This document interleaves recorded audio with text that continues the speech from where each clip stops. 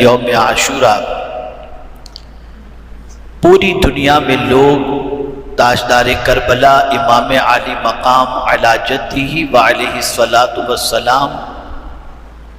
کی قربانی کو یاد کر کے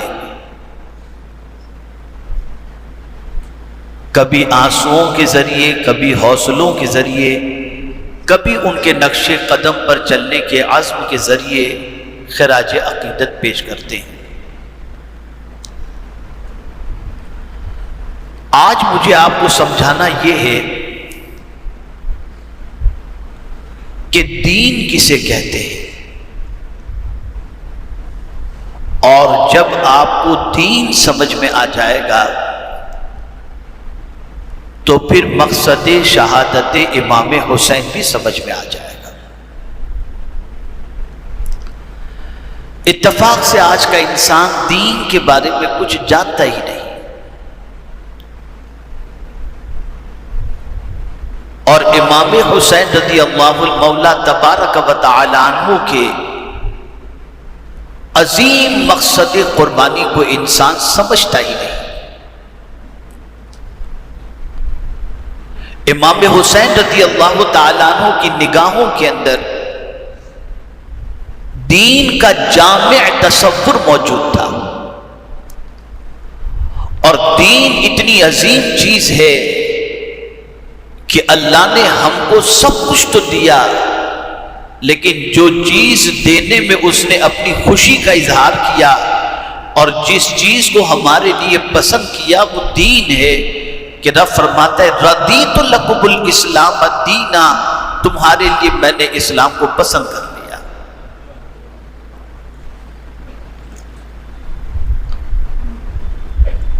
اور قرآن یہ نہیں کہتا کہ چند چیزوں کے اندر دین پر عمل کرو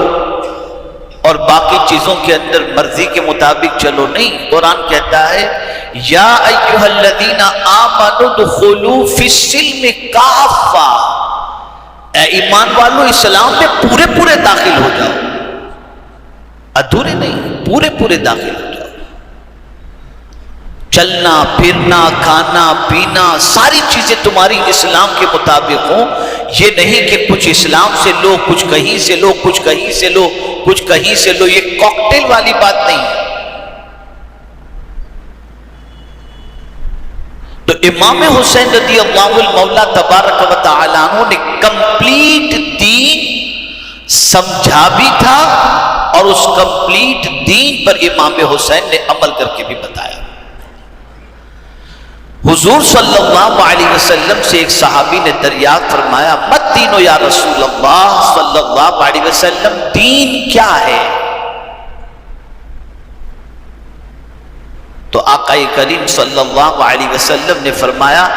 الدین النصیحہ، دین بھلا چاہنے کا نام ہے، خیر خواہی کا نام ہے۔ تو پھر وہ پوچھتے ہیں لمن، کس کا بھلا چاہنا؟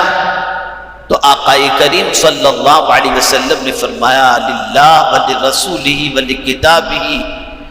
وَلِأَئِمَّةِ الْمُسْلِمِينَ وَعَامَّتِهِمْ او کما قال، اللہ کا بھلا چاہنا، اس کے رسول کا بھلا چاہنا، اس کی کتاب کا بھلا چاہنا،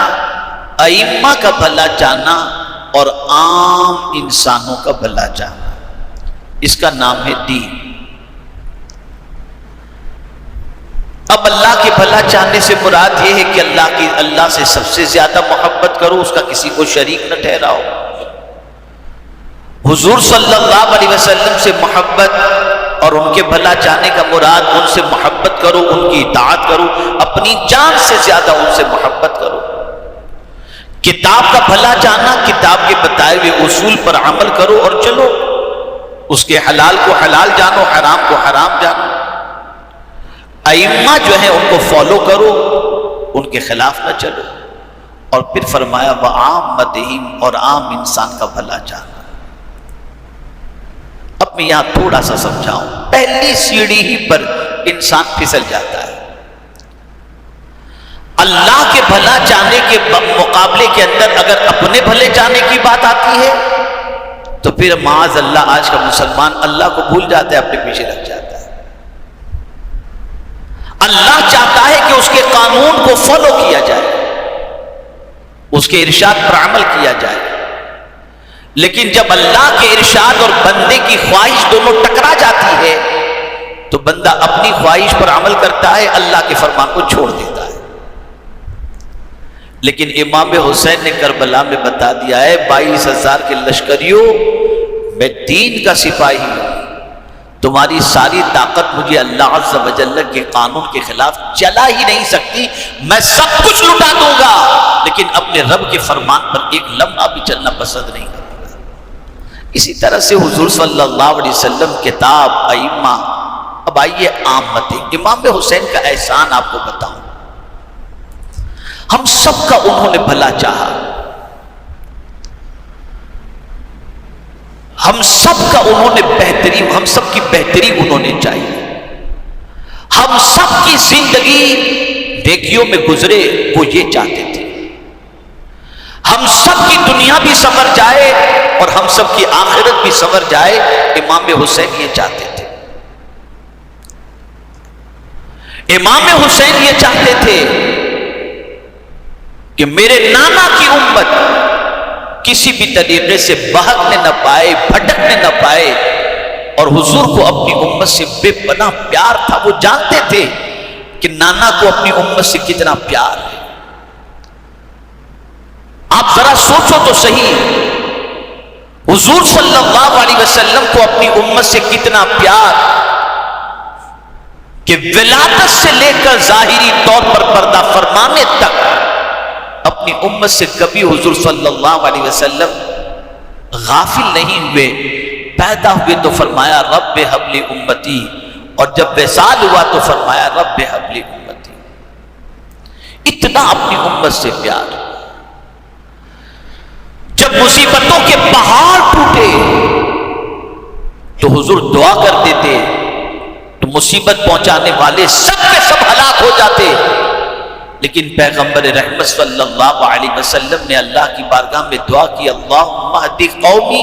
فإنہم لا یعلمون، اے اللہ میری قوم کو ہدایت عطا فرما، وہ مجھے نہیں جانتی ہے۔ ایسے میں بھی حضور صلی اللہ علیہ وسلم نے اپنی امت کے پیار کا اظہار فرمایا۔ تو جب امام حسین کو معلوم تھا کہ نانا کو امت سے بہت پیار ہے، نانا کو امت سے بہت محبت ہے، اور اسی محبت کی سنت پر توجہ چاہوں گا، یہ داڑھی رکھنا بھی سنت ہے،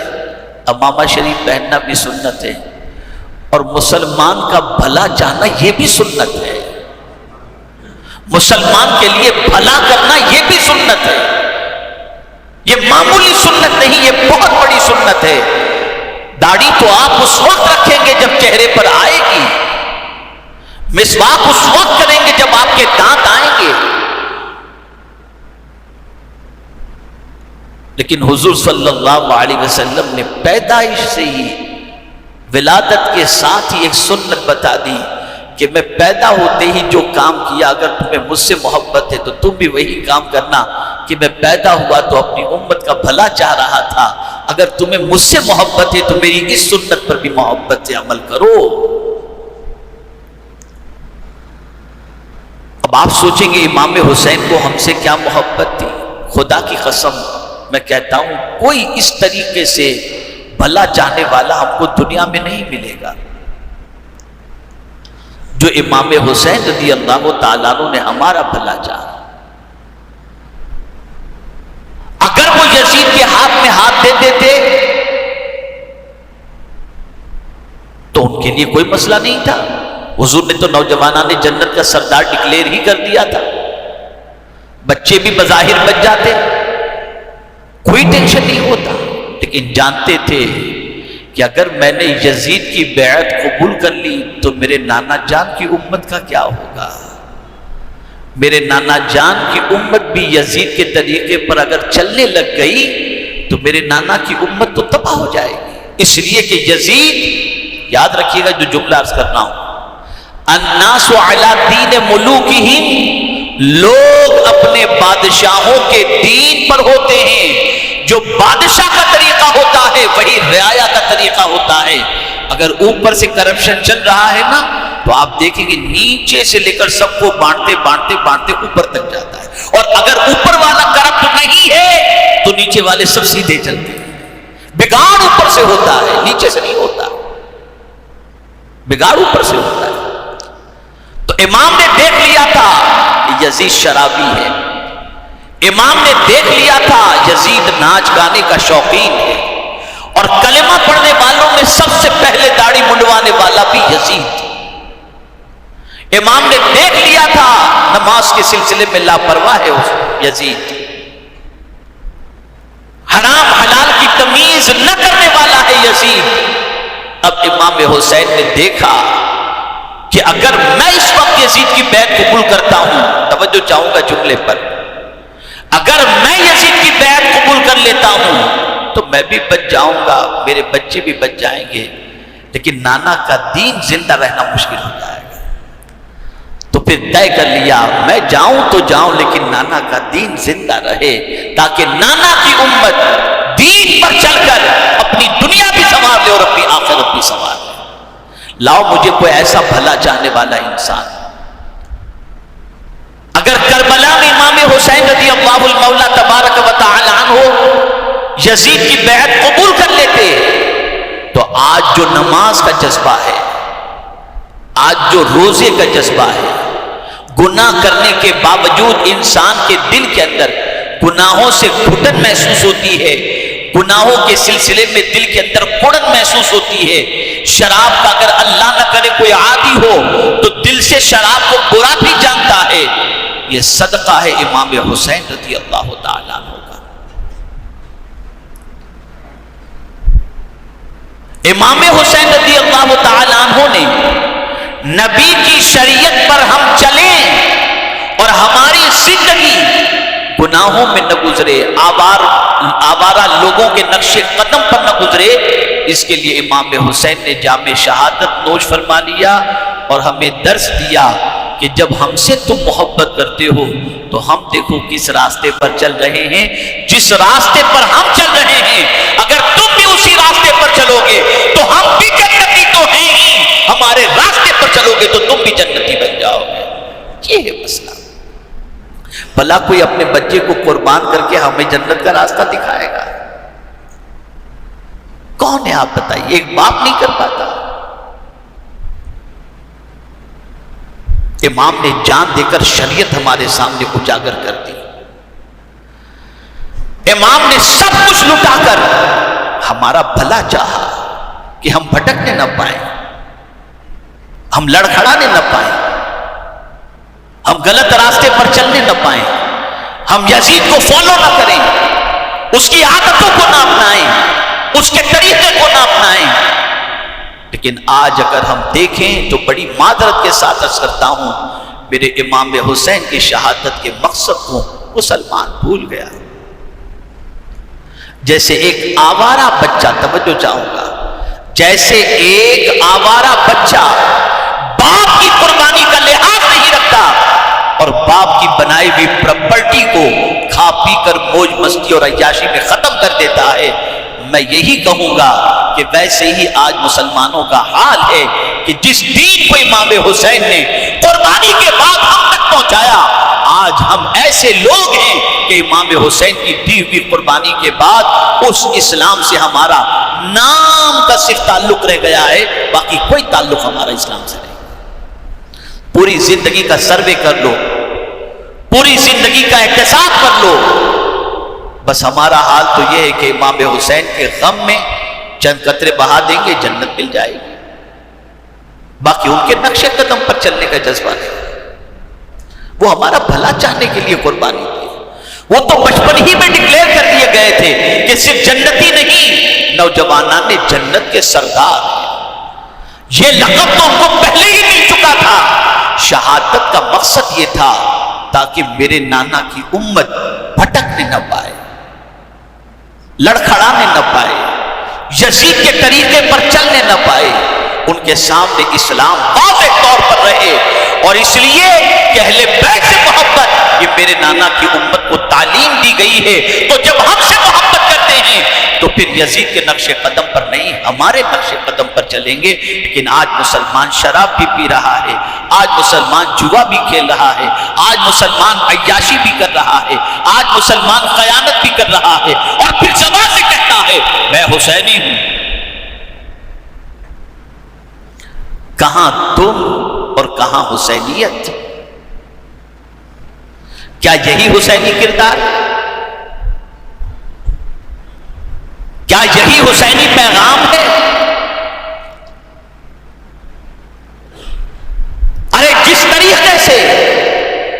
مصائب کے پہاڑ کے ٹوٹنے کے بعد پیغمبر رحمت صلی اللہ علیہ وسلم کو ایک دعا دی گئی تھی، ہر نبی کو دی جاتی ہے، وہ دعا انہوں نے قیامت کے لیے رکھ چھوڑی، لیکن ستانے والوں کے حق میں نہیں کی کہ ان کو ہلاک کر دے۔ سرکار فرماتے میں اس کو قیامت کے لیے چھوڑا ہوں